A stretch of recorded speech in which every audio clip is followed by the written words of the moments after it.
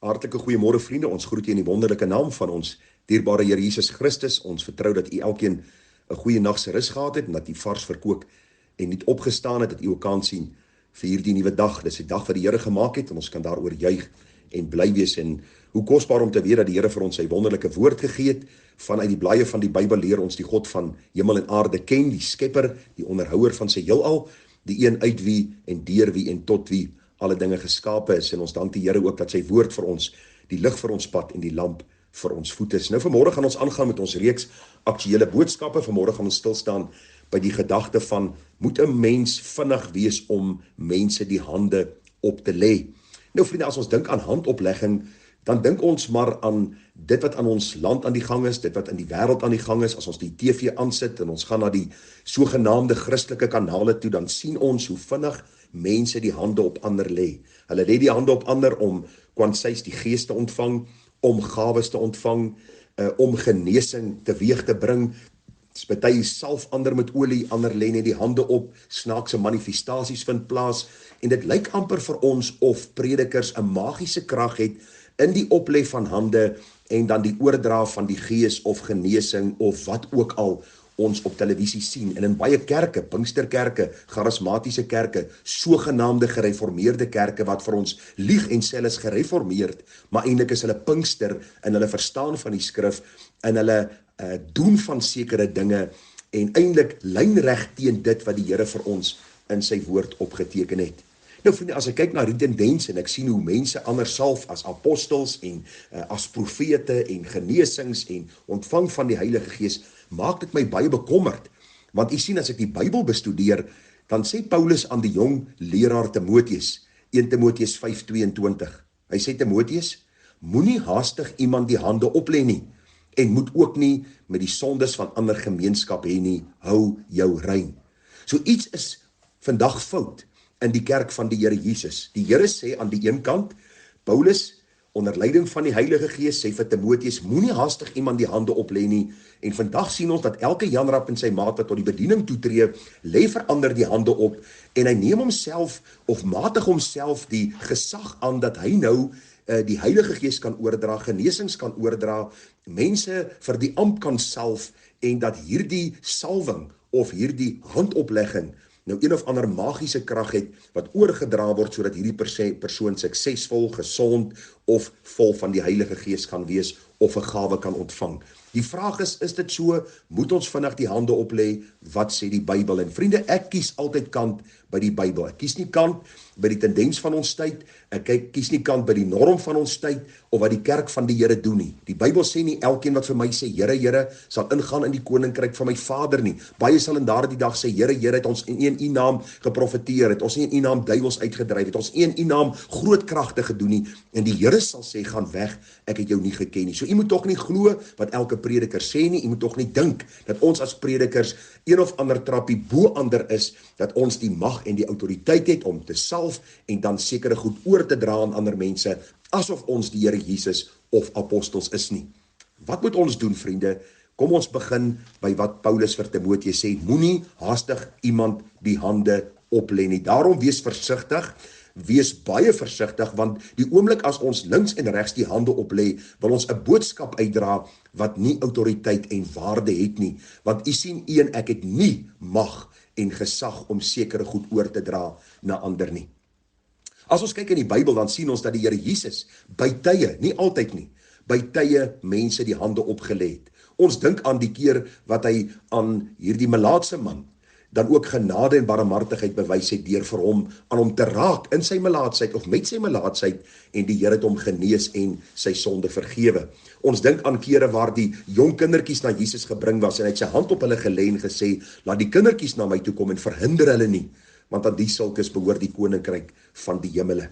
Ons sien by uitsondering het die apostels, en jy moet onthou, daar was 12 apostels. Een van hulle was 'n duiwel, die man Judas. Hy is later vervang in Handelinge 1 met die man Matthias. Daar was net 12 apostels, en die Bybel sê vir ons later het Paulus bygekom, die ontydige geborene. Waarom? Want God het hom spesifiek geroep om die evangelie aan die heidene te verkondig. So 13 apostels. Een ek is nie apostels nie. Daar is nie vandag meer die ampt van apostel of profeet nie. Luister, daardie amp is verby. Die Here het besondere krag vir hierdie mense gegee, om dan ook te bevestig dat hulle volgelinge was van Jesus. Hulle het hom gesien, hulle het hom gehoor, hulle het aan hom gevat, hulle het saam met hom gewandel, en daarom is die amp van apostel verby.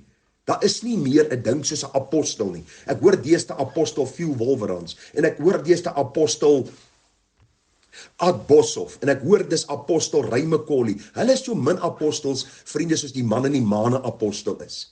Ons is dood eenvoudige mense, wel geroep vir die diens, en ons moet versigtig wees hoe ons in God se diens staan, dat ons mense nie mislei en sê ons is een of ander iets wat ons nie is nie.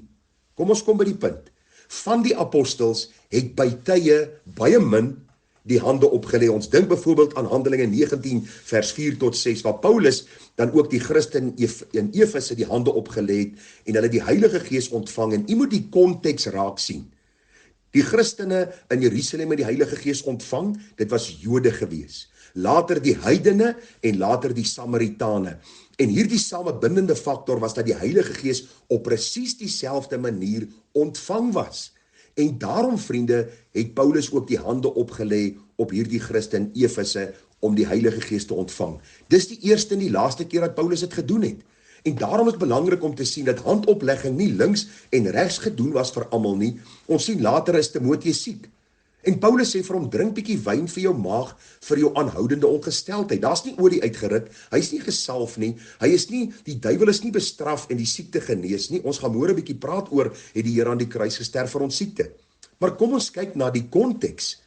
U sien, handoplegging het uitsonderlik plaasgevind.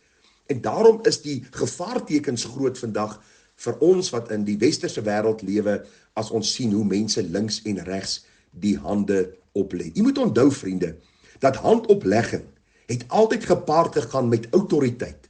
Die apostels het autoriteit van die Here Jesus ontvang om die kerk van die Here Jesus te begin en dan ook hierdie kerk uit te brei. Hierdie apostels het gesterwe, en daarom het die apostoliese gesag wat hulle ontvang het ook gesterwe. En jy moet onthou, ons het die opdrag om die evangelie te verkondig. Daar's net een opdrag, Handelinge 1:8, gaan die hele wêreld in en verkondig die evangelie. Wat doen die deursnee kerk? Ons doen omtrent niks om die evangelie te verkondig nie, maar ons is besig met al hierdie ander snaakse manifestasies, handoplegging, omval in die gees, praat in tale, allerhande vreemde dinge, visioene, stemme, sekere boodskappe wat ons direk van God ontvang. Die kerk het 'n absolute vreemde plek geraak. Waarom? Want God se woord word uitgeskuif. Ons dink ons is een of ander gawe van die Here vir die kerk van die Here Jesus deur 'n autoriteit vir onsself toe te eien wat ons nie het nie. Daarom sit die kerk van die Here Jesus in die toestand waarin hy sit. U sien, God se woord is belangrik. Handoplegging, vriende, moet ons ook onthou, het geen magiese krag nie. Dit was uitsonderlik toegepas vir bepaalde redes, en ons het vir u 'n paar voorbeelde genoem van Jesus en ook die apostel Paulus. Dis belangrik om te sien dat die westerse kerk reg deur die wêreld, vriende, die westerse kerk is op die geestelike laagste vlak ooit. Die ongeredde vul die kansels, die geldgieriges die platforms en hierdie verhoog wat hulle vir hulle self daar gestel het om mense te mislei dat hulle sekere autoriteit het om deur handoplegging sekere gawes aan mense mee te deel. Hulle beloof vir mense baie, maar geen niks nie. Hulle meen hulle is geestelike reëse terwyl hulle dwergies is. En daarom wil ek vir u sê, deur opsweping en manipulering laat hulle mense glo hulle die krag van die gees om deur handoplegging die gees se krag vry te stel. Die Bybel praat in Judas. Hulle is leenaars, hulle is leeublikke, hulle is waterlose wolke op wie die oordeel van die Here wag. Vriende, ek dink die meeste staar 'n bittere en ewige oordeel van God in die oë. Die vraag is net, kan ons nog mense die hande oplê? En ag vriende, ek dink ons moet hierdie onderskeid tref. Wanneer ek in 'n hospitaal kom en ek gaan bid vir 'n sieke, dan doen ek dit in die eerste plek op grond van Filippense 4 vers 6, waar die Here sê ons kan alles deur gebed en smeking met danksegginge aan God bekend maak. Dikwels sal ek die persoon wat siek is in die bed aan die skouer vat as 'n teken van ek gee om, empatie, simpatie. Daar is nie dat ek dink hierdie persoon is een of ander virus of kiem en as ek aan hom raak gaan ek siek word nie. Nee, daardie empatie, daardie simpatie. Ek vat aan iemand se skouer. Ek praat met hulle en dan wanneer ek vir hulle bid, sê ek, Here, Baie dankie dat ek hierdie persoon kan opdra aan U. Maar ons weet, U wil sal geskied soos in die hemel, so ook op die aarde. Dis nie 'n teken van ongeloof nie, dis nie 'n gebed van ongeloof nie, dis presies wat Jesus ons geleer het, laat U wil geskied soos in die hemel, so ook op die aarde. Somstyds sal ek aan iemand se hand vat, somstyds sal ek poog om daardie persoon net te wys, ons gee om, ons het simpatie met jou in hierdie situasie, en dis vir my hoe ver ek sal gaan. Ek lê nie my hand op mense se kop nie, ek salf hulle nie met olie nie, ek dink ek het daar 'n opdrag ontvang nie, en ek dink predikers wat sê, hulle daai opdrag ontvang, is leenaars. Want die apostel Paulus sê, duidelik vir die prediker Timoteus, moenie mense gou die hande oplê nie. Vriende, ek sê nie daardeur dit is sonde, wanneer jy iemand miskien die hand oplê, of miskien iemand jou hand op sy hoof sit, en dan vir hom 'n gebed doen wanneer hy miskien deur 'n krisis gaan, of miskien in 'n siekte toestand is nie. Maar ek vermy dit liefs, dat ek nie onder God se oordeel kom deur iets te doen, wat die Bybel my nie 'n opdrag gee om te doen nie. Daar was sekere autoriteit by die apostels gewees wat die Here vir hulle gegee het. Daar was sekere dinge wat hulle kon doen, maar ek en jy is nie apostels nie. Ons is eenvoudige diensknegte van die Here Jesus Christus, geroep om die evangelie te verkondig. Daarom wees versigtig vir die predikers, wat vinnig die hande oplê, wat vir jou probeer voorgee dat hulle sekere mag het om gawes oor te dra, die gees oor te dra, genesing oor te dra, want hulle is leenaars. Ek sê dit vir u pertinent, ek sê dit vir u duidelik, ek sê dit vir u met die gesag van die woord, gaan lees die boek Judas. Waterlose wolke, wat vir jou baie beloof, maar hulle kan vir jou niks gee nie. Mag die Here genade gee dat ons hierdie waarheid verstaan, en dat ons versigtig sal wees, om mense vinnig die hande op te lê. Mag die Here genade gee dat ons empatie sal hê met mense, simpatie met mense sal hê, maar dat ons hulle ook duidelik sal ek verstaan, ons is niks besonders nie, maar die God wie ons dien, hy is besonder. Ons bring eer en lof aan hom, en ons dank hom dat hy ons wil gebruik in sy diens, en tot sy eer. Baie groete, seën, en mooi dag vir u verder. Tada.